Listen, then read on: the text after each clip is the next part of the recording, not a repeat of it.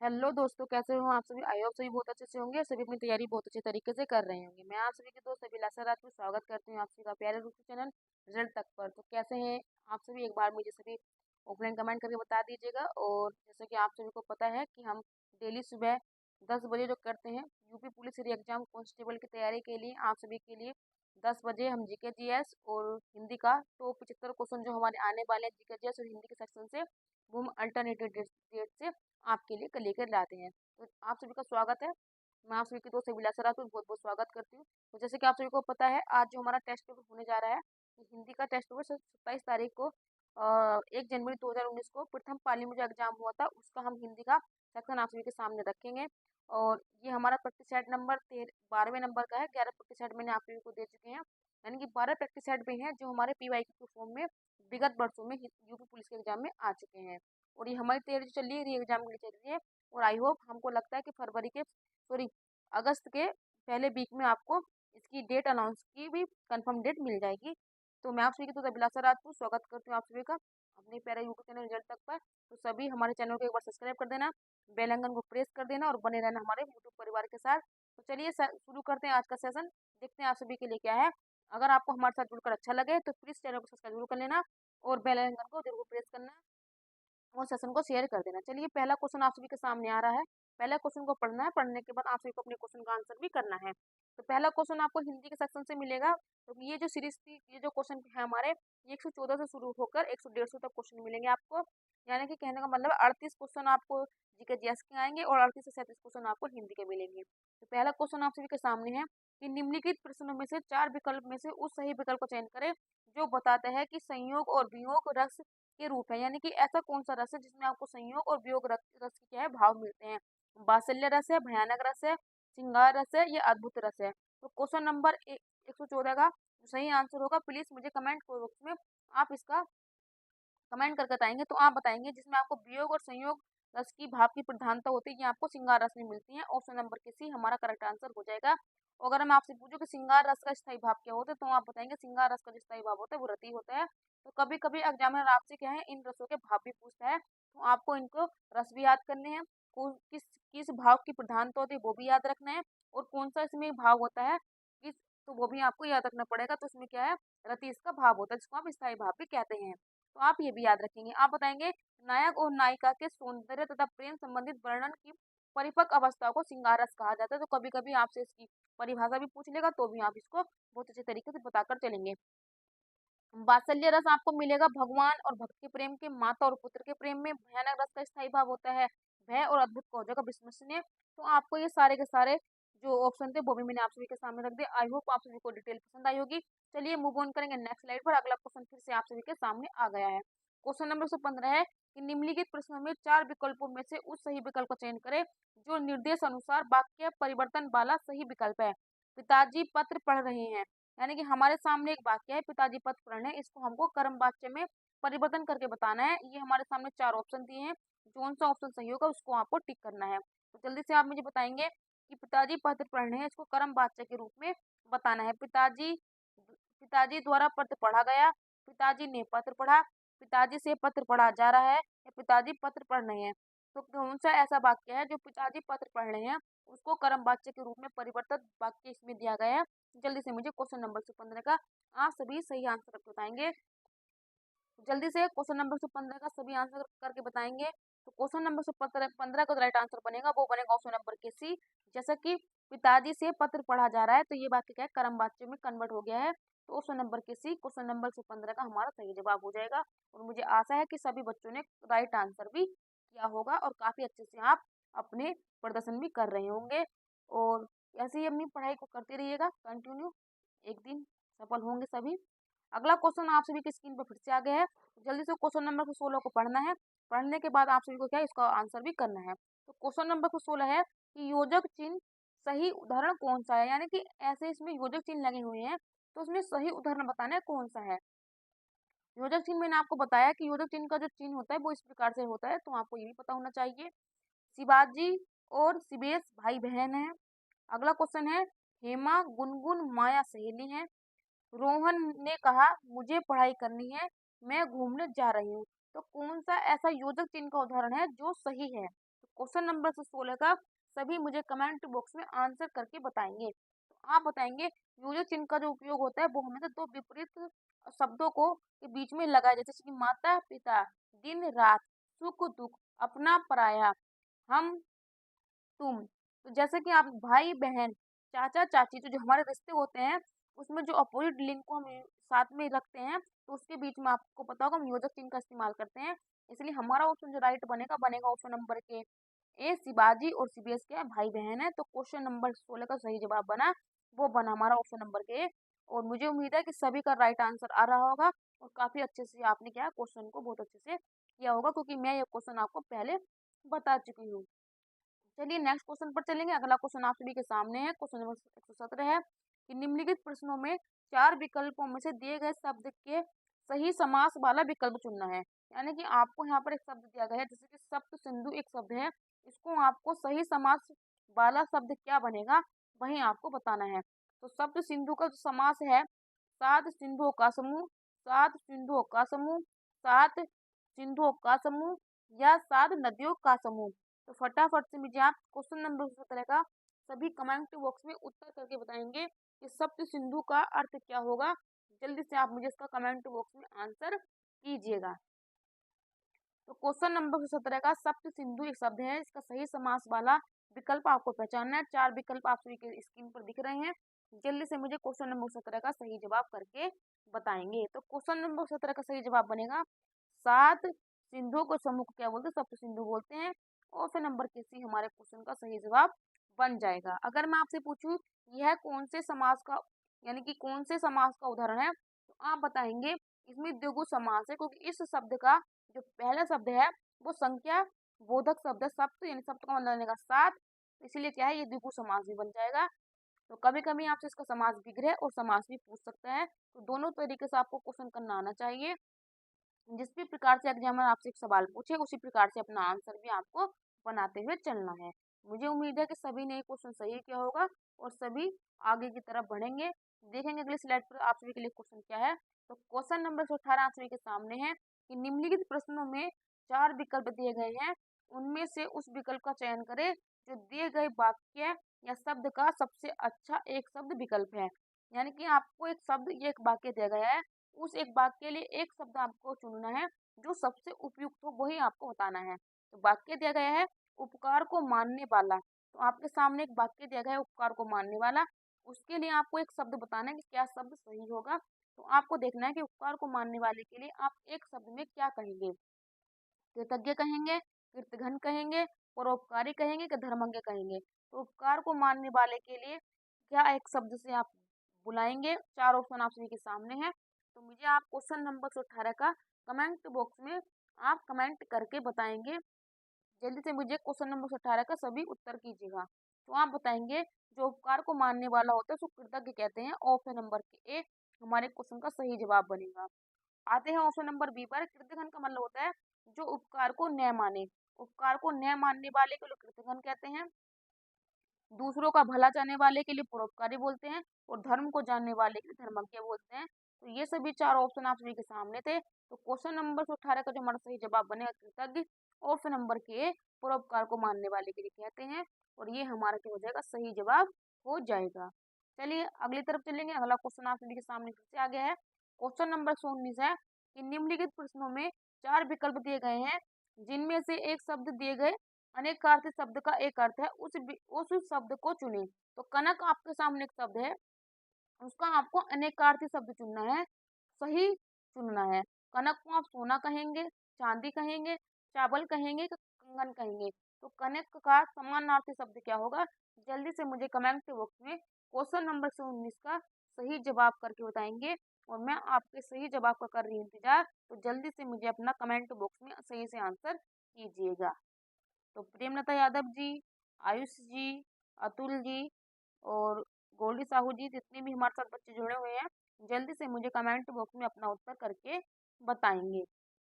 तो कनक का अनेकार्थी शब्द सही क्या है, तो आप बताएंगे ऑप्शन नंबर के। कनक को हम सोना यानी कि जिसको आप गोल्ड बोलते हैं इसको भी कह देते हैं। और कनक का एक शब्द और होता है धतूरा, ये भी आप याद रखेंगे तो कभी एग्जाम में पूछा जाए तो आप इसको बता दीजिएगा। तो कनक का एक शब्द तो होता है सोना, तो ऑप्शन नंबर की हमारा सही जवाब हो गया।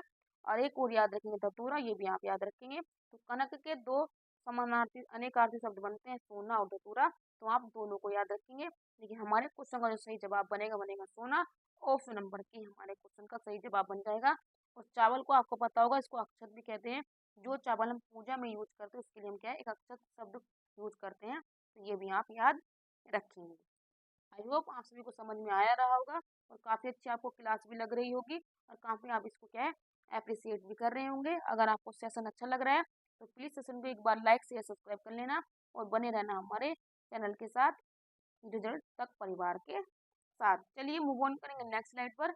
अगला क्वेश्चन फिर से आप सभी के सामने है। क्वेश्चन नंबर 120 है कि निम्नलिखित प्रश्नों में चार विकल्पों में से रेखांकित पद के उचित कारक को पहचानिए। यानी कि आपको एक एक शब्द दिया गया है और एक वाक्य है और आपको उस वाक्य में क्या है रेखांकित शब्द है, उसी को आपको पहचानना है कि वो कौन से कारक का उदाहरण है। और सवाल है कि बोतल में दूध बचा है।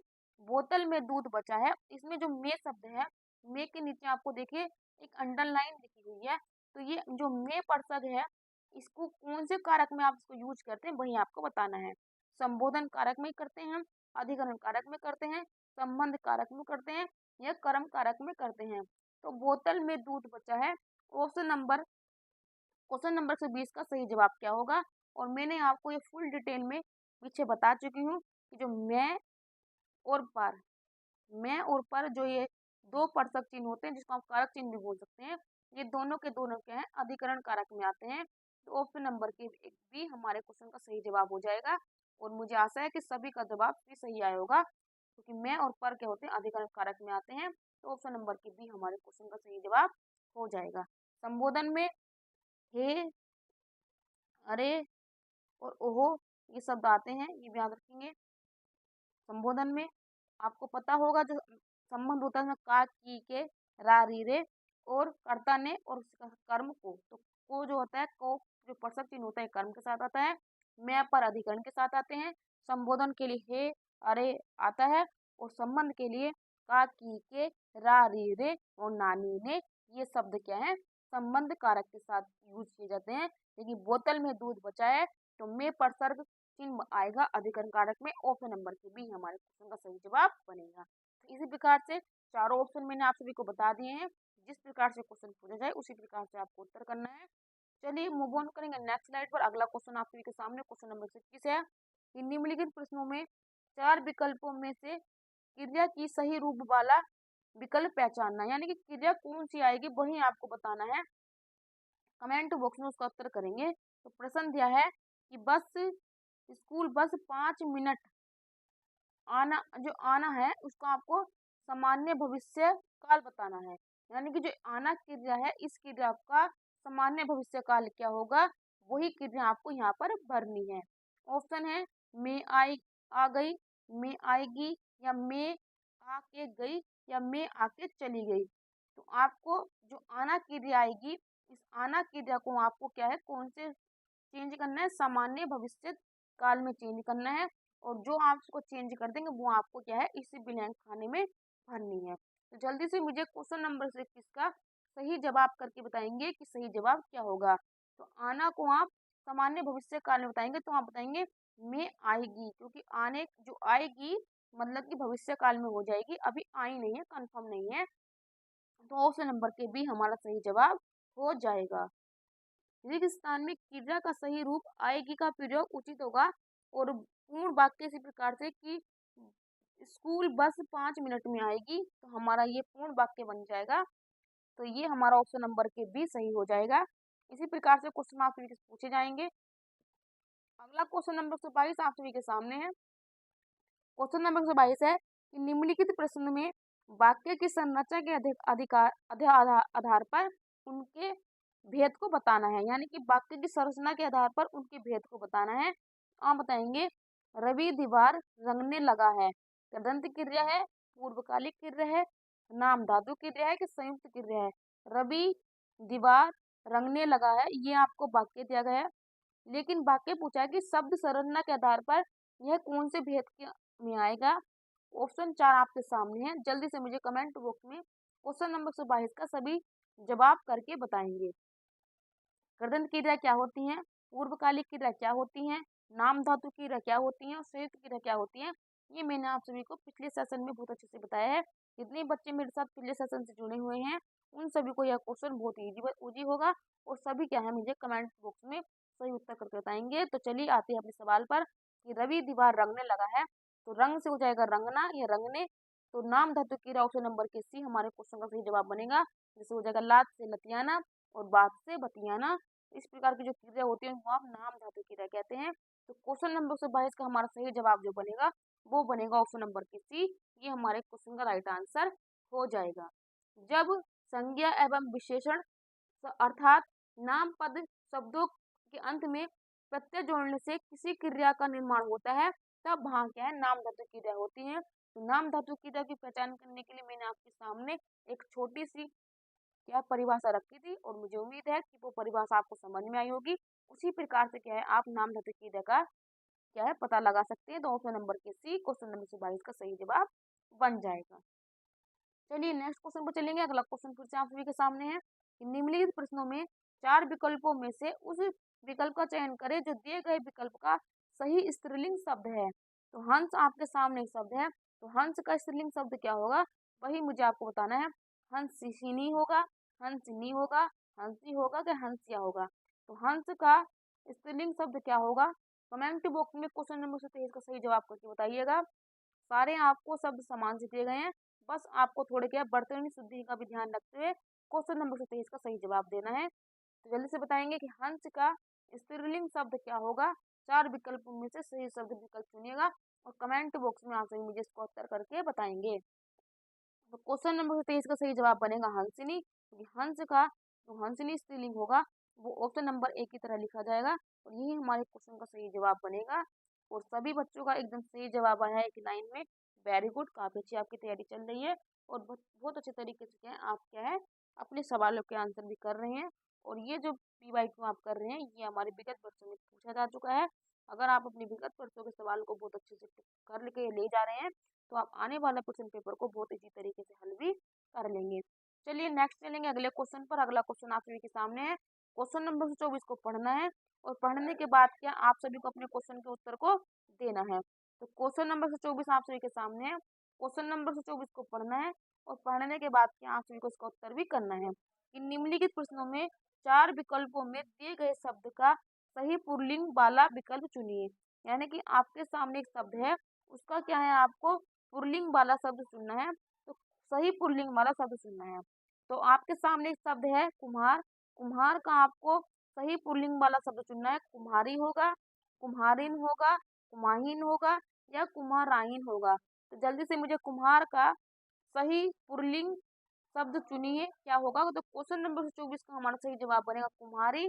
ये हमारे क्वेश्चन का सही जवाब बन जाएगा। तो ये हो गया हमारा ऑप्शन नंबर के बी सही जवाब।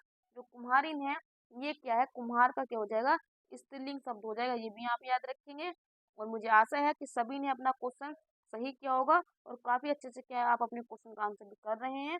चलिए ऐसे ही अपने क्वेश्चन का जवाब देते रहिएगा। आगे की तरफ बढ़ेंगे। अगला क्वेश्चन नेक्स्ट स्लाइड पर आप सभी के सामने है। क्वेश्चन को ध्यानपूर्वक पढ़ना है और पढ़ने के बाद क्या आप सभी को अपना क्वेश्चन का आंसर भी करना है। क्वेश्चन नंबर 25 है कि नीचे दिए गए शब्द का सही विकल्प रूप वाला विकल्प चुने, उसको पहचानना है। आप बताएंगे चूटियां, चूटियों, चूटियों या चार चूटियाइए। तो सही बहुवचन वाला शब्द पहचानना है। जो चूटियां होते हैं आप इसको क्या लिखेंगे। 4 विकल्प आप सभी के सामने है। तो क्वेश्चन नंबर 125 का सभी मुझे कमेंट बॉक्स में सही उत्तर करके बताएंगे। तो हमारे सही जवाब क्या हो जाएगा तो आप बताएंगे चूटिया इसी प्रकार से लिखा जाएगा। ऑप्शन नंबर के सही जवाब हो जाएगा। तो इसमें तो आपने सही से पहचान लिया होगा क्योंकि एक शब्द को आपको 4 तरीके से लिख के बताए हैं। इस प्रकार के क्वेश्चन में क्वेश्चन की गलती होने के चांसेस बहुत होते हैं, कम रहते हैं। लेकिन अगर आपको 4 शब्द 4 प्रकार से अलग अलग लिखा जाए तो उसमें क्या है क्वेश्चन पहचानने में थोड़ी दिक्कत हो जाती है। लेकिन इस प्रकार के क्वेश्चन को आप बहुत अच्छे तरीके से कर सकते हैं। तो हमारे क्वेश्चन नंबर 25 का सही जवाब बनेगा ऑप्शन नंबर के और ये हमारे सवाल का सही जवाब है। चलिए बढ़ेंगे नेक्स्ट क्वेश्चन पर। अगला क्वेश्चन है क्वेश्चन नंबर 26 आपके सामने है और इस प्रकार के क्वेश्चन आना बहुत ही मामूली है और आप इस क्वेश्चन को अगर गलत करते हैं तो आपकी बहुत बड़ी भूल होगी, क्योंकि इस क्वेश्चन को गलती करने में कोई भी रिस्क नहीं लेना है। काफ़ी इजी वे में आप इसको सवाल करके ले जाएंगे। बस थोड़ा सा आपको पेशेंस बना कर रखना है। अगर आपका पेशेंस अच्छा रहा तो आप इस सवाल को बहुत अच्छे तरीके से करेंगे। चलिए आते हैं अपने सवाल पर कि निम्नलिखित प्रश्नों में 4 विकल्प में से उस विकल्प को चुनिए जो सही रूप रूपेण पूर्ण रूप वर्ण विच्छेदन वाला शब्द है। यानी कि आपको सही पूर्ण रूपेण वर्ण विच्छेद वाला जो शब्द है उसको पहचानना है। तो कृपाण आपके सामने शब्द दिया है, मैं एक बार यहाँ पे लिख देती हूँ। तो कृपाण आपके सामने शब्द है। कृपाण पता होगा, आप तलवार को भी कहते हैं, तो ये भी आप याद रखेंगे, जिसको आप चंद्रहास भी कह सकते हैं।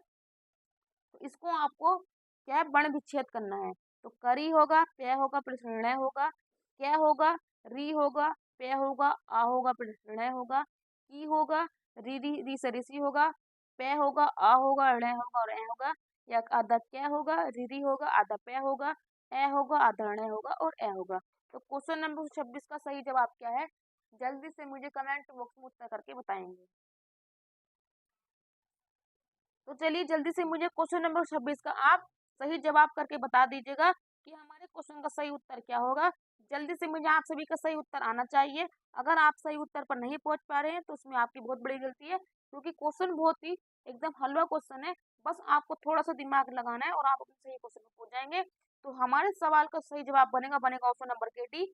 ये हमारे सवाल का सही जवाब है, क्योंकि आपको पता होगा जितने भी व्यंजन शब्द होते हैं उसमें क्या है, क्या छिपा होता है, उसमें स्वर छिपा होता है। अगर मैं क्या में से ऋषि ऋषि निकाल दूं तो क्या आधा बनेगा, और ऋषि ऋषि की मात्रा है। उसी प्रकार पे आधा हो जाएगा जब मैं इसमें से आगे ए की मात्रा निकाल दूंगी, और ले भी आधा हो जाएगा जब मैं इसमें से ए निकाल दूंगी। तो हमारा जो सही जवाब बनेगा ऑप्शन नंबर के डी। कोई भी व्यंजन जो है वो क्या है, हमेशा स्वर की सहायता से ही बोले जाते हैं। अगर मैं इसमें स्वर को निकाल देती हूँ तो वो क्या है, जो व्यंजन होता है वो आधा बनता है, और आधे व्यंजन को आपको पता होगा उसमें हलंत का चिन्ह लगाकर आप उसको व्यक्त करते हैं। तो ऑप्शन नंबर के डी क्वेश्चन नंबर 26 का सही जवाब बनेगा। आई होप आप सभी ने भी इस क्वेश्चन का सही जवाब किया होगा। मुझे काफी खुशी है कि आप सारे के सारे सवाल बहुत इजी वे में बहुत अच्छे तरीके से बनाकर ले जा रहे हैं, और काफी अच्छी बात है कि आप क्या है, सारे जवाबों का जवाब भी बहुत अच्छे तरीके से कर रहे हैं। चलिए बढ़ेंगे नेक्स्ट क्वेश्चन पर। क्वेश्चन नंबर 27 आप सभी के सामने है कि निम्न 4 विकल्पों में से शुद्ध बर्तनी वाला शब्द पहचानिए। कृष्ण होगा, कृष्ण होगा, कृष्ण होगा कि कृष्ण होगा। तो आपको सामने एक ही शब्द को 4 प्रकार से लिखा है, कौन सा शब्द सही है, यानी कि शुद्ध बर्तनी वाला शब्द आपको पहचानना है। ऑप्शन ए होगा, बी होगा, सी होगा, डी होगा। ये सवाल भी आप सभी के लिए एक बार फिर से हलवा सवाल है, लेकिन हलवा ठंडा ही खाना चाहिए। गरम गरम खाओगे तो जीभ जल जाएगी, और जीभ जल जाएगी तो आपको स्वाद भी नहीं आएगा। तो हलवा का कहने का मतलब माना कि भले हलवा है, लेकिन बहुत ध्यानपूर्वक आपको अपना उत्तर करना है, क्योंकि अगर आपने जरा सी भी नजरी हटी तो दुर्घटना घट जाएगी। तो दो दो क्वेश्चन तो आपके जाएंगे निगेटिव में, गलत के, और आधा जाएगा आपका निगेटिव का। तो समझते हैं ना, आपको 2.5 नंबर क्या है आपका निगेटिव में चला जाएगा। तो बहुत ध्यानपूर्वक से आपको उत्तर देना है। तो क्वेश्चन नंबर 27 का जो हमारा सही जवाब बनेगा वो बनेगा ऑप्शन नंबर के। ये हमारे क्वेश्चन का सही जवाब बन जाएगा, और मुझे उम्मीद है कि आप सभी ने अपने क्वेश्चन का आंसर भी बहुत अच्छे तरीके से किया होगा, और काफी आप सभी को क्या अच्छा भी लग रहा होगा। चलिए मूव ऑन करेंगे नेक्स्ट स्लाइड पर। अगला क्वेश्चन आप सभी के सामने है। सभी बच्चे मुझे एक बार कमेंट बॉक्स में ऑफलाइन कमेंट करके जरूर बताएंगे कि आपको जो ये सेशन चलाया जा रहा है क्या आपके लिए अच्छा है कि नहीं है, क्या इसमें और भी हमको बदलाव करने की जरूरत है कि नहीं है, क्या आपको ये जो हमारी पीवाईक्यू की टेस्ट सीरीज चल रही है क्या आपको इससे फायदा हो रहा है या नहीं। ये भी आप सभी मुझे कमेंट बॉक्स में उत्तर करके जरूर बताएंगे। चलिए क्वेश्चन नंबर 28 पर चलेंगे कि निम्नलिखित प्रश्नों में 4 विकल्प में से उस विकल्प का चयन करें जो दिए गए वाक्य में विशेषण शब्द की विशेषता प्रकट करता है। आपके सामने वाक्य दिया गया है कि इस पर्वतमाला में बहुत ऊंचे ऊंचे पहाड़ हैं। यानी कि आपको वाक्य में विशेषण शब्द को पहचानना है जो विशेषता प्रकट करते हैं। आपको पता होगा विशेषण शब्द वो होते हैं जो आपको संज्ञा या सर्वनाम की विशेषता बताते हैं, उसको क्या है आप विशेषण शब्द कहते हैं। तो आपको ये तो आपको पता होगा कि परिभाषा क्या होती है। ए बे शब्द जो संज्ञा और सर्वनाम की विशेषता बताते हैं उसको आप विशेषण या इंग्लिश में आप उसको एडजेक्टिव बोलते हैं। तो आपको इसी वाक्य में वो शब्द पहचानना है, ऐसा विशेषण पहचानना है जो क्या है विशेषता बता रहा हो। तो आपके सामने एक वाक्य दिया गया है, मैं इसको साफ कर देती हूँ कि पर्वतमाला में बहुत ऊंचे ऊंचे पहाड़ हैं। ऑप्शन है इस बहुत ऊंचे ऊंचे के पहाड़। तो क्वेश्चन नंबर 28 का सभी कमेंट बॉक्स में सही उत्तर करके बताएंगे कि हमारे सवाल का सही जवाब क्या हो जाएगा। तो आप बताएंगे जो हमारे क्वेश्चन का सही जवाब बनेगा ऑप्शन नंबर के बी बनेगा बहुत। देखिए ऊंचे ऊंचे पहाड़ हैं, ये भी हमारा हो जाएगा। देखिए इस पर्वत माला पे बहुत ऊंचे ऊंचे पहाड़ हैं। इस वाक्य में बहुत शब्द क्या है, विशेषण ऊंचे ऊंचे की विशेषता प्रकट कर रहा है। देखिए पहाड़ की विशेषता बता रहे हैं ऊंचे ऊंचे, लेकिन विशेषण की जो विशेषता बता रहा है वो है बहुत। तो बहुत क्या है यहाँ पर हमारा प्रिय विशेषण भी बन जाएगा। ठीक है, देखिए बता रहे ना कि विशेषण शब्द की विशेषता प्रकट करने वाले शब्द को चुनना है, यानी कि विशेषण क्या है, ऊंचे ऊंचे, और इसकी विशेषता कौन बता रहा है, बहुत। तो ऑप्शन नंबर के भी हमारा सही जवाब हो जाएगा। कुछ बच्चों ने जल्दीबाजी में सी ऑप्शन भी किया होगा, जिनका आंसर बहुत ही गलत है। माना सवाल इजी था, लेकिन क्वेश्चन को थोड़ा घुमाया गया था। आपको बताना था कि विशेषण शब्दों की विशेषता जो पता प्रकट कर रहा है वही आपको बताना है। विशेषण शब्द हमारे क्या है, ऊंचे ऊंचे, कि पहाड़ कैसे हैं, ऊंचे हैं, और ऊंचे भी कैसे हैं, बहुत ऊंचे हैं। तो बहुत क्या हो जाएगा प्रविशेषण, ऑप्शन नंबर की बी हमारे क्वेश्चन का सही जवाब है। और जिन बच्चों का आंसर ऑप्शन के बी आया है, काफी अच्छे तरीके से उन्होंने पढ़ा है और बहुत ही उन्होंने सटीक उत्तर दिया है। जिन्होंने सी उत्तर दिया था उनका आंसर हो गया गलत। ये सही जवाब होगा ऑप्शन नंबर के बी। अगर आपको ये सवाल समझ में आया है तो थंब का निशान मुझे कीजिएगा। चलिए मूव ऑन करेंगे नेक्स्ट स्लाइड पर। अगला क्वेश्चन फिर से आप सभी के सामने आ गया है। क्वेश्चन नंबर 37 है कि निम्नलिखित प्रश्नों में 4 विकल्पों में से उस विकल्प का चयन करें जो दिए गए वाक्य का सही विकल्प है। यानी कि आपके सामने एक प्रश्न वाक्य दिया गया है, उसका सही विकल्प क्या होगा वही आपको बताना है। सर्वनाम शब्द का अर्थ क्या होगा, यानी कि आपने सुना होगा सर्वनाम संज्ञा के स्थान पर यूज किए जाने वाले नामों को आप सर्वनाम कह देते हैं। अगर उसका आपसे शाब्दिक अर्थ पूछे तो आप क्या बताएंगे, सबका नाम, दूसरों का नाम, अपना नाम, के संबंध का नाम। तो सर्वनाम का शाब्दिक अर्थ क्या होगा। देखिए क्वेश्चन बहुत ही नॉर्मल क्वेश्चन है, लेकिन अगर थोड़ा आपने समझ के पढ़ा होगा तभी आप इसका सही उत्तर बता सकते हैं, वरना तो अदरवाइज आप क्या अपना क्वेश्चन को गलत कर ले जाएंगे। क्वेश्चन काफी हार्ड नहीं है, बस आपकी समझ पर डिपेंड सवाल दिए गए हैं कि आप किस क्वेश्चन के बारे में कितना सोच सकते हैं। उसी को देखते हुए आप सभी के सामने सवाल आया है। क्वेश्चन नंबर 129 का आप सभी से करके बताएंगे कि सर्वनाम शब्द का शाब्दिक अर्थ क्या होता है। तो हमारा सही जवाब बनेगा सबका नाम, ऑप्शन नंबर के, ये हमारे क्वेश्चन का सही जवाब हो जाएगा। वैसे तो सर्वनाम शब्द की जो परिभाषा होती है, संज्ञा शब्दों के स्थान पर यूज किए जाने वाले नामों को आप सर्वनाम कह देते हैं। तो सबका नाम सर्वनाम का शाब्दिक अर्थ होगा, ऑप्शन नंबर के हमारे क्वेश्चन का सही जवाब बन जाएगा। आशा है कि सभी ने अपना उत्तर सही किया होगा। चलिए मूव ऑन करेंगे नेक्स्ट स्लाइड पर। अगला क्वेश्चन आप सभी के सामने आ गया है। क्वेश्चन नंबर 37 है कि इनमें से कौन सी गजानन माधव मुक्ति बोध द्वारा रचित रचना नहीं है। अंधा युग, चांद का मुंह टेढ़ा, भूरी भूरी खाक धूल, नए इतिहासकारों का सौंदर्य साथ। तो ऐसी कौन सी रचना है जो गजानन माधव मुक्ति बोध की नहीं है। देखिए नहीं को आपको अंडरलाइन कर लेना है, क्योंकि एग्जाम में क्या है, हम नहीं पढ़ पाते हैं और इसी से क्या है हमारा क्वेश्चन निगेटिव हो जाता है। तो रचना नहीं वही आपको बताना है, और निगेटिव का उत्तर हमेशा क्या है, निगेटिव होता है। ये भी आप याद करके रखेंगे। चलिए बताएंगे कौन सी रचना गजानन माधव मुक्ति बोध की नहीं है। तो अंधा युग तो आपको पता होगा ये किसकी है, ये धर्मवीर भारती की है। चांद का मुंह मुंह टेढ़ा, ये भी गजानन मुक्ति बोध की है। भूरी भूरी खाक धूल, ये भी आपको गजानन मुक्ति बोध की मिलेगी। और नए इतिहासकारों का सौंदर्य छात्र, ये भी आपको गजानन मुक्ति बोध की मिलेगी। तो आपको सही जवाब तो मिल गया होगा क्वेश्चन नंबर के ए कि अंधा युग क्या है, धर्मवीर भारती की है, ये भी आप याद रखेंगे। तो अगर आपको थोड़ी बहुत भी रचना अगर याद होगी, या जितनी भी मैंने आपको विगत टेस्ट पेपर में बताई हुई रचना है, अगर आप उतनी भी को कवर कर लेते हैं तो यकीन मानिएगा आपका क्वेश्चन आउट ऑफ सिलेबस नहीं जाएगा और आपका क्वेश्चन इन्हीं रचनाओं में से बन जाएगा। क्योंकि बहुत सारे पीवाई को क्या रिपीट किया जाता है, बस क्या उनकी लैंग्वेज थोड़ी सी चेंज कर दी जाती है। तो अंधा युग किसकी है, धर्मवीर भारती की। तो चाहेंगे साथ साथ आप अपने एक नोटबुक पर इन सभी रचनाओं को लिख लेंगे और सभी का नाम लिखते हुए आप क्या इनके राइटर का भी नाम लिख लेंगे। और जब आपका एग्जाम होगा 15 दिन पहले आप उनको पढ़ लीजिएगा, इन्हीं में से आपका क्वेश्चन बन जाएगा आपके एग्जाम में। तो चलिए ये सभी आपका सही जवाब हो गया होगा, काफी अच्छे से आपने किया होगा और बहुत सारे बच्चों ने गलती भी की होगी और काफी हद तक आपने सही उत्तर भी किए होंगे। अगला क्वेश्चन नंबर 31 आप सभी के सामने है कि निम्नलिखित प्रश्नों में 4 विकल्पों में से उस सही विकल्प का चयन करें जो बताता है कि पृथ्वी राजरासो के लेखक कौन थे। यानी कि आपको पृथ्वी राजरासो किसी लेखक के द्वारा रचना की गई है वही आपको बताना है। तो ऑप्शन है आप सभी के सामने चंद्रबरदाई, कल्हड़, वाल्मीकि और आप बताएंगे हर्षवर्धन। तो पृथ्वीराज रासो किस लेखक के द्वारा की गई रचना है? जल्दी से मुझे क्वेश्चन नंबर 31 का आप अपने कमेंट बॉक्स में उत्तर करके बताएंगे। जल्दी से मुझे उत्तर करके बताइएगा क्या हो जाएगा।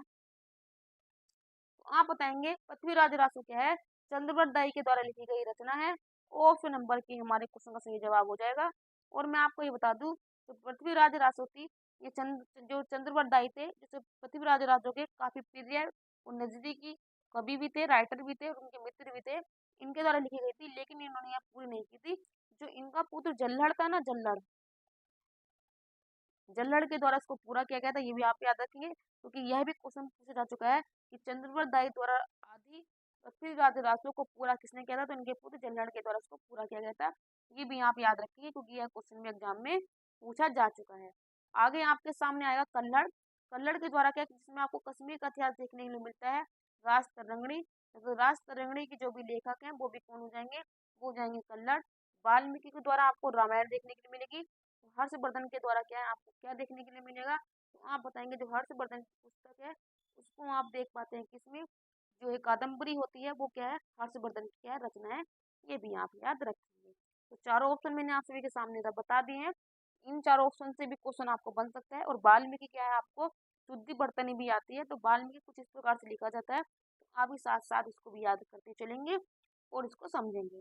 चलिए चलेंगे नेक्स्ट स्लाइड पर। अगला क्वेश्चन आप सभी के सामने है। क्वेश्चन नंबर 32 है कि निम्नलिखित प्रश्नों में 4 विकल्प में से उस सही विकल्प का चयन करें जो बताता है कि सत्यार्थ प्रकाश उपन्यास के लेखक कौन है। सत्यार्थ प्रकाश उपन्यास जो है इसके लेखक कौन है? दयानंद सरस्वती है, अरविंद घोष है, भवभूति है कि हर्षवर्धन है। तो सत्यार्थ प्रकाश किसकी रचना है? देखिए ये एक प्रकार की रचना है, ये उपन्यास तो है नहीं, लेकिन एग्जाम में ये पूछा गया है, लेकिन इस पर बहुत ज्यादा विवाद हुआ था। उपन्यास नहीं है।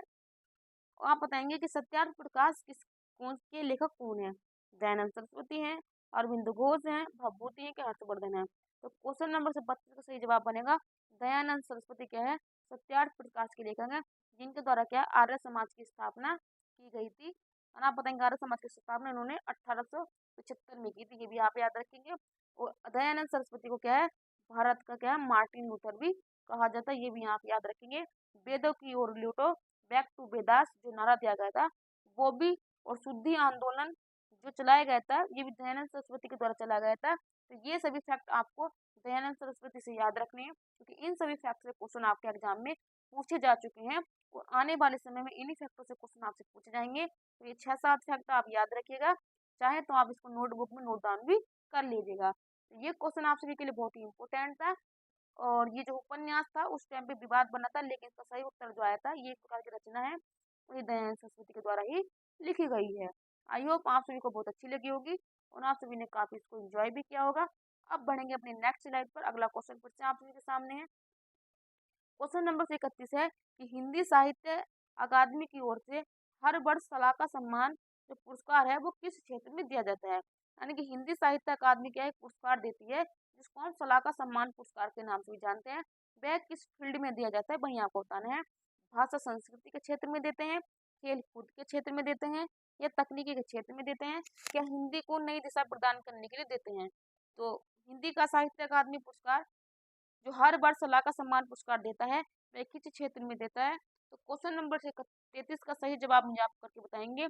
अगर आपको थोड़ा बहुत भी आता होगा तो आप हिंट से करके ले जाएंगे। देखिए भाषा संस्कृति के लिए नहीं दिया जाएगा, खेल कूद के लिए अर्जुन पुरस्कार दिया जाता है, तकनीकी के लिए जो होते हैं वो अलग पुरस्कार होते हैं, लेकिन हिंदी को नई दिशा प्रदान करने के लिए हिंदी साहित्य अकादमी की ओर से सलाह का सम्मान पुरस्कार दिया जाता है जो आपको हर वर्ष मिलता है। तो ऑप्शन नंबर के डी हमारे क्वेश्चन का सही जवाब हो जाएगा। अगर आप थोड़ा बहुत भी इसको जानते हैं तो ऑप्शन एलिमिनेट के माध्यम से आप अपने सटीक उत्तर पर पहुंच सकते थे। तो ये क्या है हमारा सही आंसर बन जाएगा। और बहुत सारे बच्चों का मुझे सही जवाब आता हुआ दिख रहा है। तो आप सभी की तैयारी बहुत अच्छे से है और काफी अच्छे से क्या है आप अपना प्रदर्शन भी कर रहे हैं। इसी प्रकार से क्या है आपको बस एग्जाम में प्रदर्शन और करना है और आपको क्या है सफलता की ओर बढ़ जाना है। तो चलिए, कभी भी आपकी डेट अनाउंस हो सकती है, क्योंकि इस टाइम क्या है जितना भी प्रशासन है वो सभी रैपिड फायर चल रहा है। तो कभी भी आपकी 15 दिन या 10 दिन में आपको एग्जाम डेट का फाइनल मिल जाएगा। आगे आपको नीचे दिए गए गद्यांश के बाद प्रश्न नंबर 34 से प्रश्न नंबर 38 तक प्रश्न दिए गए हैं। इस गद्यांश को ध्यानपूर्वक पढ़े और 4 विकल्पों में से प्रत्येक प्रश्न का सर्वोत्तम उत्तर चुनना है। यानी कि अब आपको गद्यांश मिलेगा। गद्यांश पढ़ने के बाद आपको यानी कि 5 क्वेश्चन आपको इस गद्यांश से मिलेंगे। उस प्रत्येक गद्यांश के क्वेश्चन में आपको 4 विकल्प मिलेंगे। उन 4 विकल्पों से सटीक उत्तर होगा, वहीं आपको अपने प्रश्न का उत्तर भी लगाना है। चलिए क्वेश्चन अब आपके सामने मैं गद्यांश पढ़ूंगी, आपको भी ध्यानपूर्वक गद्यांश पढ़ना है और पढ़ने के बाद क्या इसको समझना है साथ साथ, तब आप अपने क्वेश्चन आंसर पर चलेंगे।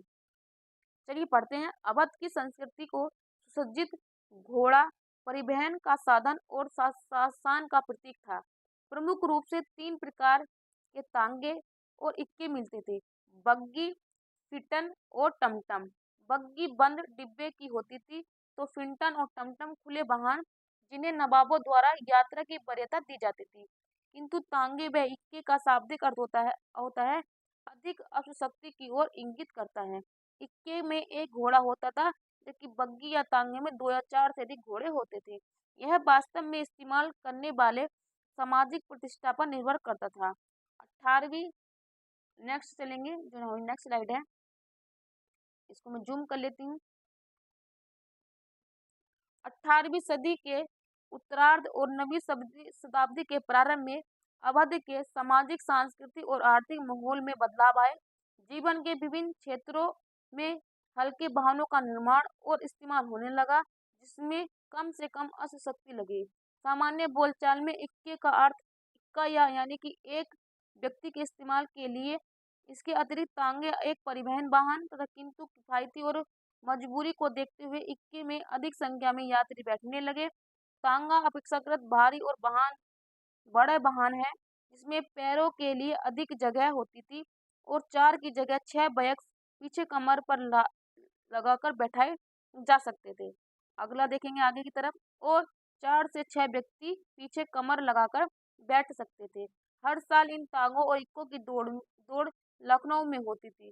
जंगी घोड़े इसी दौरान सबके लिए आकर्षक का केंद्र बिंदु होते थे। घोड़ों के खुरों का भी श्रृंगार किया जाता था। पुरानी नालों के स्थान पर नई नाल लगाई जाती थी। पैरों की सुंदरता बढ़ाने के लिए काशीदकारी युक्त वस्त्र पैर पर डाले जाते थे और पीतल या तथा चांदी के घुंघरू भी बांधे जाते थे। तो ये जो हमको दिया गया है अवध की संस्कृति में उस टाइम पर जो घोड़े, तांगे और इक्का बग्गी चलता था, उनकी आपको यहाँ पर विशेषता बताई गई है। कैसे कैसे उसमें बदलाव आया और किन किन चीजों में आप उनका इस्तेमाल करते थे, उन सभी पर क्या है ये गद्यांश डिपेंड था। आप सभी ने गद्यांश को बहुत अच्छे से पढ़ा होगा और पढ़ने के बाद काफी अच्छे से आपने समझा होगा। अब हमारे आते हैं क्वेश्चन नंबर 34 से लेकर 38 तक प्रश्न, यानी कि आपको यहाँ पर 5 प्रश्न मिलेंगे और मैं चाहूंगी कि आपके 5 के 5 सवाल सही होने चाहिए। जब 5वें सवाल पर मैं पूछूंगी तो मैं आपसे पूछूंगी कि आपने कितना सवाल सही है कितना गलत। तो चलिए पहला क्वेश्चन आपको गद्यांश संबंधित आ गया है कि सामाजिक आर्थिक बदलाव ने किस तरह वाहनों को प्रभावित किया। बड़े वाहनों का प्रयोग होने लगा, टांगे का प्रयोग होने लगा, हल्के वाहनों का प्रयोग होने लगा, या भारी वाहनों का प्रयोग होने लगा। सामाजिक और आर्थिक जब बदलाव हुए तो वाहनों को किस प्रकार प्रभावित किया। क्वेश्चन नंबर 34 का सभी मुझे कमेंट बॉक्स में उत्तर करके बताएंगे कि हमारे क्वेश्चन का आंसर क्या होगा। तो आप बताएंगे हल्के वाहनों का प्रयोग होने लगा था, या आपने ली लाइन ध्यान में पढ़ी होगी। ऑप्शन नंबर के सी हमारे क्वेश्चन का सही जवाब हो जाएगा। चलिए नेक्स्ट बढ़ेंगे। नेक्स्ट क्वेश्चन आप सभी के सामने क्वेश्चन नंबर 35 है कि घोड़ों के पैरों को किस रूप में सजाया जाता था। कसीदकारी युक्त वस्त्र, कलमकारी युक्त वस्त्र, बुनाई वाले वस्त्र या चमकीले वस्त्र। तो आपने देखा होगा कि घोड़ों की जो नाल थी उनको हटा करके नई नाल लगाई जाती थी और घोड़े के जो खुर होते थे उनको सजाने के लिए किस प्रकार की चित्रकारी वहां पर की जाती थी। आप बताएंगे ऑप्शन नंबर के कासीदकारी युक्त वस्त्रों को पहनाकर उनके खुरों की सुंदरता को बढ़ाया जाता था। ऑप्शन नंबर के हमारे क्वेश्चन का सही जवाब बनेगा। चलिए नेक्स्ट क्वेश्चन में बढ़ेंगे। अगला क्वेश्चन नंबर 36 आप सामने है कि तांगा किस रूप में इक्के से अलग वाहन है। ये तांगा किस रूप से इक्के से एक अलग वाहन है। भारी और बड़ा वाहन, भारी और हल्का वाहन, छोटे और हल्का, या छोटा और भारी वाहन। तो तांगा किस रूप से इक्के के लिए एक अलग वाहन बनेगा। आपको इसमें डिफरेंसेस बताना कि क्या डिफरेंस होगा। तो क्वेश्चन नंबर 36 का हमारा जो सही जवाब बनेगा, आप मुझे कमेंट बॉक्स में इसका उत्तर करके बताएंगे कि हमारा सही जवाब क्या बनेगा। और जल्दी से मुझे कमेंट बॉक्स में क्वेश्चन नंबर 36 का आप सही जवाब करके बताएंगे। तो हमारे क्वेश्चन नंबर 36 का सही जवाब बनेगा ऑप्शन नंबर के भारी और बड़ा वाहन। तांगा जो है 21 इस प्रकार के रूप में अलग अलग बन जाएगा, डिफरेंसेस आप इसमें कर लेंगे, तो 100 नंबर की हमारा सही जवाब बनेगा। चलिए मूव ऑन करेंगे नेक्स्ट स्लाइड पर। क्वेश्चन नंबर 37 आप सभी के सामने है, इसको पढ़ना है और पढ़ने के बाद क्या आप सभी को अपने क्वेश्चन का आंसर भी करना है। परिवहन के साधन का इस्तेमाल किसके अनुरूप किया जाता था? क्वेश्चन नंबर 37 का जवाब देंगे सामाजिक प्रतिष्ठा, पारिवारिक रहन सहन, आर्थिक स्थिति या मूलभूत आवश्यकता। तो परिवहन के साधन का इस्तेमाल किसके अनुरूप किया जाता था? क्वेश्चन नंबर 37 का सभी मुझे कमेंट बॉक्स में सही उत्तर करके बताएंगे। तो आप बताएंगे सामाजिक प्रतिष्ठा में क्या है, परिवहन के साधन का इस्तेमाल किया जाता था 100 नंबर के हमारे क्वेश्चन का सही जवाब। तो गद्यांश से जो लास्ट सवाल था वो आपकी स्क्रीन पर आने वाला है, सभी तैयार होंगे और मैं चाहूंगी कि इसका उत्तर सभी मुझे राइट आंसर करके बताएंगे। क्वेश्चन नंबर 38 है तांगे और इक्के के कितने प्रकार हैं? 4, 2, 3, 5। आप मुझे ये आपने गद्यांश में सवाल पढ़ा होगा, तो क्वेश्चन नंबर 38 का जो हमारा सही जवाब बनेगा वो हो जाएगा 3 प्रकार के होते थे, तांगा, इक्का या बग्गी या टमटम भी आप इसको कह सकते थे। तो ऑप्शन नंबर के सी हमारे क्वेश्चन का सही जवाब बनेगा।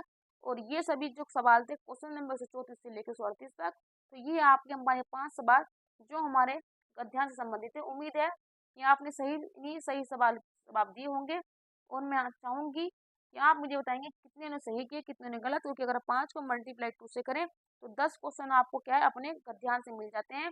और ये 10 सवाल बहुत ही इजी वे में अगर आप करके ले जाएंगे, अगर आपने गद्यांश का सारांश और अर्थ बहुत अच्छे से समझ लिया। चलिए अगला क्वेश्चन पर आप सभी को लेकर चलती हूँ। नेक्स्ट क्वेश्चन आप सभी के सामने है, क्वेश्चन को पढ़ना है और पढ़ने के बाद आप सभी को अपना उत्तर भी करते हुए चलना है। 129 क्वेश्चन गायब हो गया है, मुझे लगता है कि वो नेक्स्ट आपको मिल जाएगा। फटाफट से आप क्वेश्चन को पढ़ेंगे कि निम्नलिखित प्रश्नों में 4 विकल्प दिए गए हैं, उस विकल्प का चयन करें जो रेखांकित शब्द का सही अव्यय का भेद हो। सीता के आगे रमा खड़ी है, तो आपको बताना है जो कि आगे है रेखांकित शब्द वो अव्यय का किस प्रकार का भेद है, वही आपको बताना है।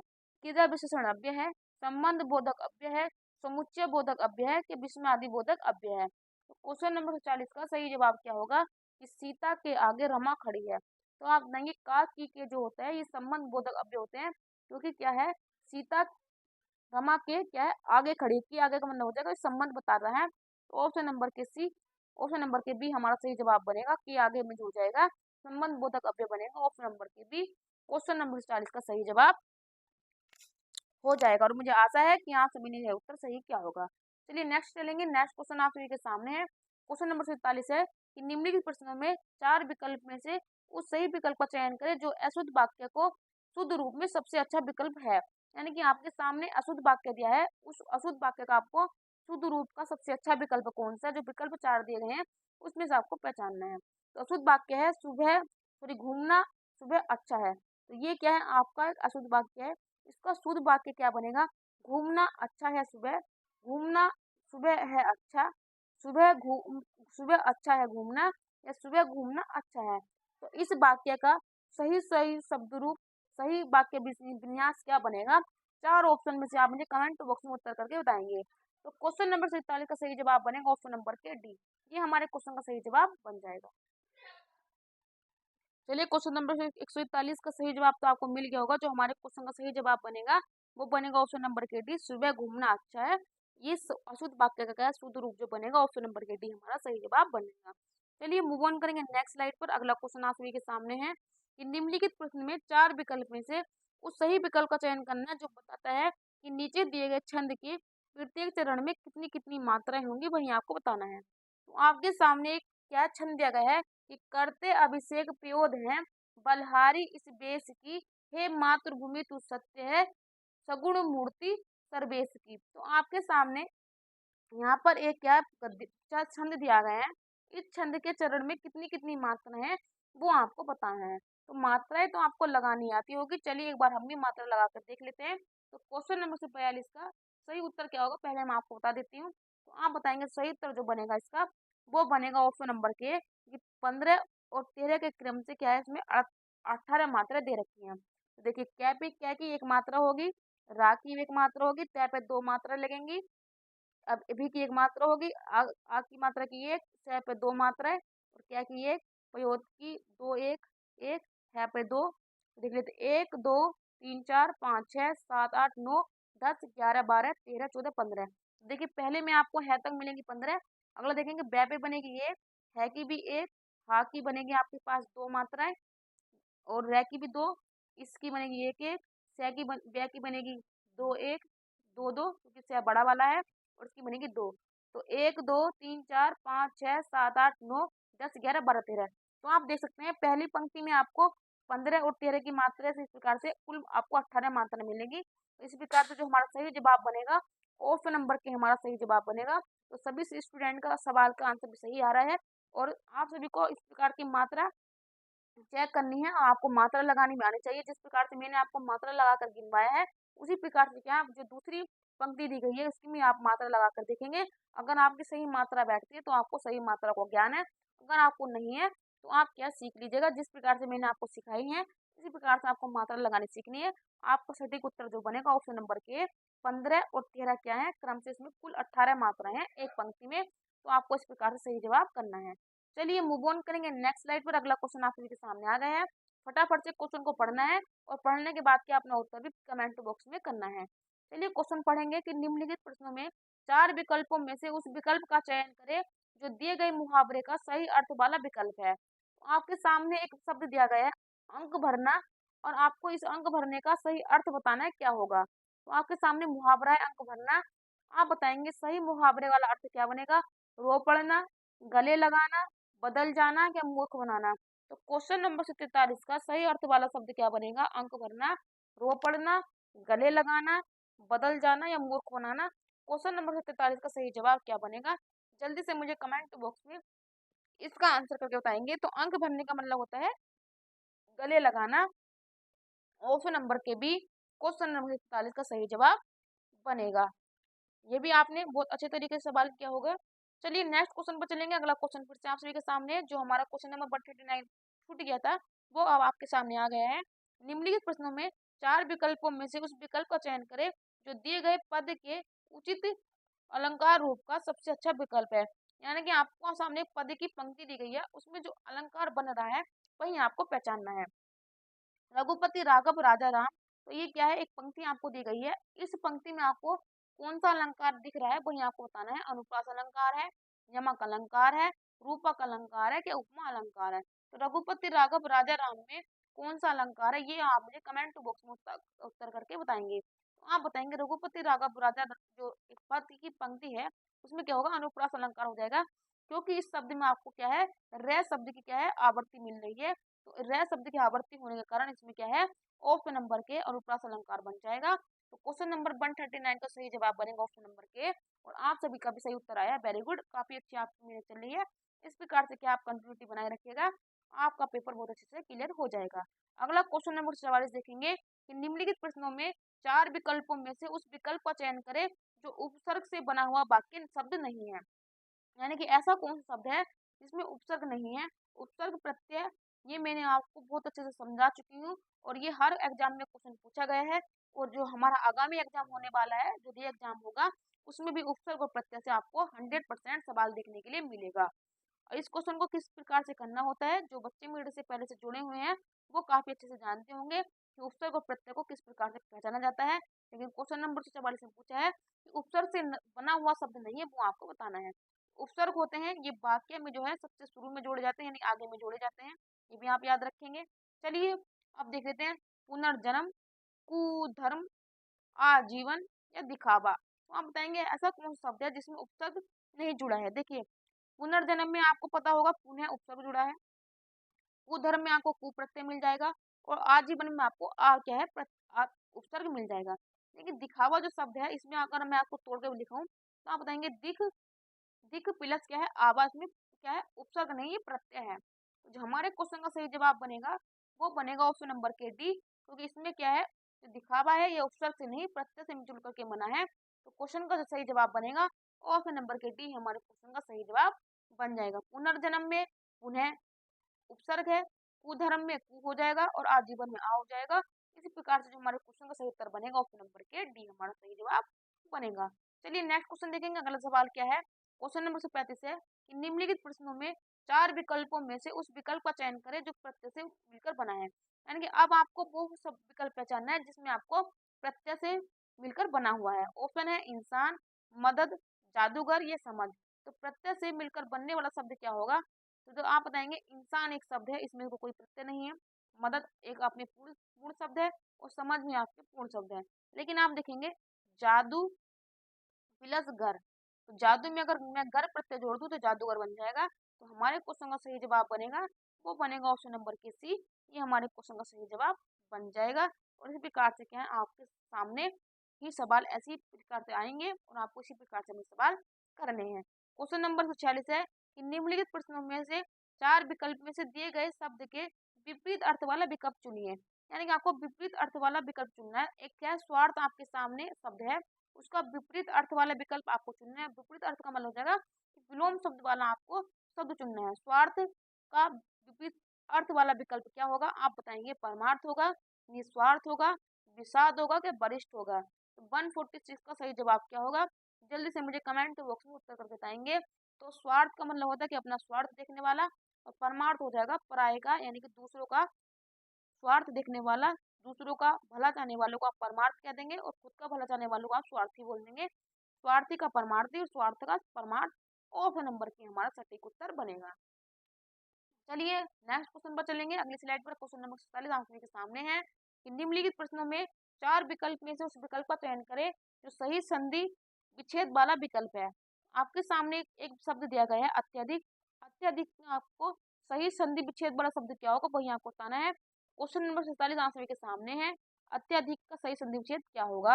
और आप मुझे बताएंगे इसमें कौन सी संधि दी गई है, ये भी आप मुझे कमेंट बॉक्स में उत्तर करके बताएंगे। अ प्लस अत्यधिक, अति प्लस अधिक, अत्य प्लस अधिक, या अति प्लस अधिक। तो अत्यधिक का सही संधि विच्छेद वाला शब्द क्या होगा? तो आप बताएंगे ऑप्शन नंबर के बी हमारा सही शब्द हो जाएगा अति प्लस अत्यधिक। अति प्लस अधिक ये सही संधि विच्छेद होगा। और अत्यधिक में जो संधि बनेगी वो बनेगी यड़ संधि, क्योंकि यह रह ला वैसे पहले अगर आपको कोई भी व्यंजन आधा मिलेगा, उसमें 99% क्या है, आपको यड़ संधि देखने के लिए मिल जाएगी। तो हमारे क्वेश्चन का सही उत्तर बनेगा ऑप्शन नंबर के बी, अति प्लस अधिक अत्यधिक की सही संधि है। और यह क्या है, यड़ संधि का उदाहरण है। और यड़ संधि क्या है, दीर्घ संधि का उदाहरण है। चलिए नेक्स्ट क्वेश्चन पर चलेंगे। अगला क्वेश्चन आप सभी के सामने क्या है, तो क्वेश्चन नंबर 48 है कि निम्नलिखित प्रश्नों में 4 विकल्प दिए गए हैं, जिनमें से उस विकल्प का चयन करें जो दिए गए पद का सबसे उचित समासिक पद युग्म है। आप बताएंगे आपके सामने एक आचार शब्द लिखा गया है, उसके लिए सही समासिक पदयुग्म क्या होगा? खाने की वस्तु, विचार, चाल चलन, या अनादर। तो आचार एक प्रकार का क्या शब्द है, इसको आपके लिए एक शब्द बताना है या वाक्य बताना है। तो क्वेश्चन नंबर 48 का सही जवाब क्या बनेगा? आप बताएंगे चाल चलन व्यवहार को आप क्या है आचार बोल देते हैं। ये अगर होता अचार तो आप जब होता है हमारे खाने की वस्तु, लेकिन है आचार, कहते हैं ना आपके आचार विचार अच्छे नहीं है, यानी कि आपकी चाल चलन ठीक नहीं है, आपका बिहेवियर ठीक नहीं है, आपकी क्या है नियत ठीक नहीं है। तो उसी प्रकार से आचार क्या हो जाएगा, चाल चलन से संबंधित होगा। ऑप्शन नंबर के सी हमारे क्वेश्चन का सही जवाब बनेगा। और आपने काफी अच्छे से अपना उत्तर दिया, वेरी गुड। और बहुत सारे बच्चों ने ऑप्शन नंबर ए लगाया खाने की वस्तु, लेकिन ये आचार है, आचार नहीं है। तो ऑप्शन नंबर के सी हमारा सही जवाब बन जाएगा।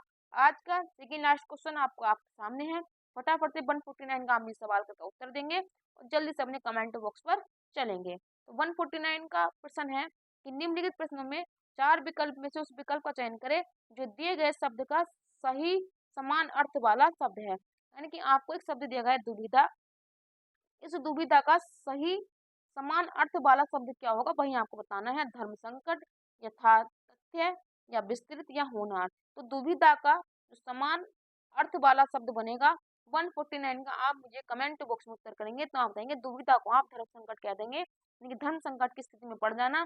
ऑप्शन नंबर के ही हमारे क्वेश्चन का सही जवाब बन जाएगा। 149 का सही जवाब बनेगा ऑप्शन नंबर के ए, ये हमारा सही जवाब है।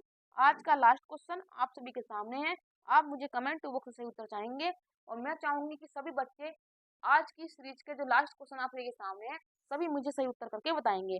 तो 150वां क्वेश्चन यानी कि 150वां क्वेश्चन आप सभी के सामने है कि निम्नलिखित प्रश्नों में 4 विकल्प में से उस विकल्प का चयन करें जो दिए गए शब्द का सही समान अर्थ वाला है। तो आपके सामने एक पत्थर शब्द दिया गया है, इस पत्थर का सही समान अर्थ वाला शब्द बताना है, यानी कि आपको इसके जैसा ही क्या अर्थ बनेगा वो आपको बताना है। पाषाण होगा, गिरी होगा, नवचर होगा, क्या निर्व्याह होगा। तो पत्थर का सही समान अर्थ शब्द वाला क्या बनेगा? तो 150 को आप मुझे उत्तर करके बताएंगे तो आप बताएंगे जो पाषाण है इसको आप क्या है पत्थर भी बोलेंगे, क्योंकि आपने पाषाण युग पढ़ा होगा। पाषाण युग का मतलब होता है कि पत्थरों का युग। ऑप्शन नंबर के हमारे क्वेश्चन का सही जवाब हो जाएगा। गिरी जो बनेगा ये आपको पहाड़ का बताएंगे। कुछ बच्चों ने गिरी उत्तर दिया है। नवचर, नभ में चरने वाले को बोलेंगे निर्भय, जिसको डर ना हो उसको हम निर्भय बोल देते हैं। लेकिन क्वेश्चन नंबर 150 का सही जवाब बनेगा ऑप्शन नंबर के ए। तो ये थे आज के हमारे 50 क्वेश्चन जो हमारे हिंदी के संबंधित सवाल थे। इसका मैंने आपको जीके जीएस वाला पोर्शन आपको पहले करा दिया है। अगर आपने नहीं देखा तो जाकर के आप लाइव वाले सेशन में आपको क्लास मिल जाएगी, आप वहां पर जाकर के कर लीजिएगा। और चैनल को अच्छे से सब्सक्राइब कर लेना, बेल आइकन को प्रेस कर लेना, बने रहना हमारे परिवार के साथ। इसी प्रकार से आपको जब तक आपका एग्जाम होता है तब तक क्या है आपको पूरी के पूरे पीवाईक्यू आपके सामने रख दिए जाएंगे। और यकीन मानेगा इन्हीं पीवाईक्यू से आपके जो क्वेश्चन होने वाला है पेपर उसी से आपके सवाल बनते हुए आपको दिखाई देंगे। तो चलिए आज का सेशन है भी समाप्त करते हैं। आशा है कि सभी बच्चों ने बहुत अच्छे से अपनी भागीदारी निभाई होगी, काफी अच्छे से आपने किया होगा। इसी प्रकार हमारे बने रहना चैनल के साथ। मैं आप सभी की दोस्त अभिलाषा राजपूत स्वागत करती थी आपके परिवार पर। बहुत बहुत धन्यवाद जुड़ने के लिए। तो सुबह के बज चुके हैं 10, तो 10 बजे आपको ये सेशन मिलता है। तो आप चाहें तो डेली हमारे 10 बजे से चाहे परिवार पर आकर के अपनी क्लास कर सकते हैं। अगर आपके पास टाइम नहीं है तो 2 की स्पीड में भी आप क्लास कर सकते हैं। तो चलिए मिलेंगे आपसे शाम के सेशन में शाम को 6 बजे इसी दोस्त इसी जुनून के साथ। मैं आप सभी की दोस्त आप सभी से लेती हूँ विदा। आप सभी को गुड मॉर्निंग, राधे राधे, जय श्री राम। आप सभी का बहुत बहुत धन्यवाद। यूं ही अपना प्यार और साथ बनाए रखिएगा। Thank you so much.